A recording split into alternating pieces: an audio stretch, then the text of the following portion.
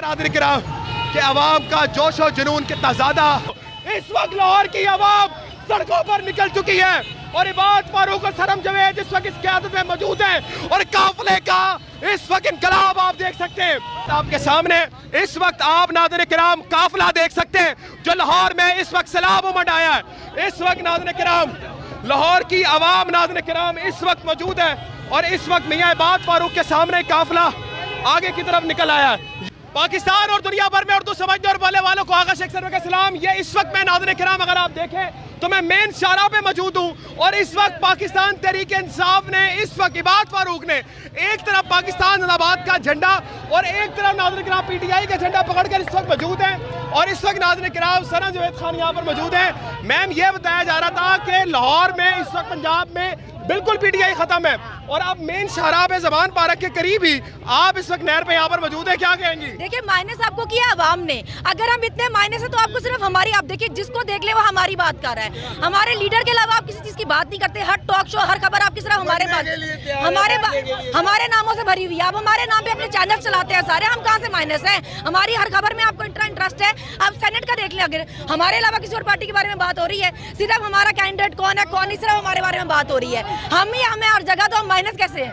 आपको ये बताया जा रहा था कि इस वक्त निकलने का सवाल ही पैदा नहीं होता, ये निकलेंगे तो इनको पकड़ेंगे, इनको डराएंगे, दबकाएंगे, इनके दिलों में हम खौफ बिठा चुके। क्या कहेंगे इसके ऊपर? देखिए वो तो यहाँ पे पहले मुल्क में ये रवायत भी नहीं थी कि सवाल ही पैदा नहीं होता कि कोई लीडर यहाँ पे बैठ जाए। हमारा लीडर बैठा है ना तो हम उसके सपोर्टर हैं। अगर वो बैठ सकता है तो हम क्यों नहीं निकलेंगे? वो हमारे लिए जेल में बैठा है, हम उसके लिए सड़कों पे निकलेंगे इंशाल्लाह। आपको लगता है कि 5 अगस्त को इससे बड़ा काफिला लेके निकलेंगे आप? ये तो जी, ये देखिए ये तो शुरुआत है, ये तो काफिला थोड़ी, ये तो शुरुआत है। काफिला तो 5 को निकलेगा जब पूरे पाकिस्तान में लोग निकलेंगे। आपको बताया जा रहा है कि सरम जवेद खतरा बन चुकी है मरियम नवाज के लिए।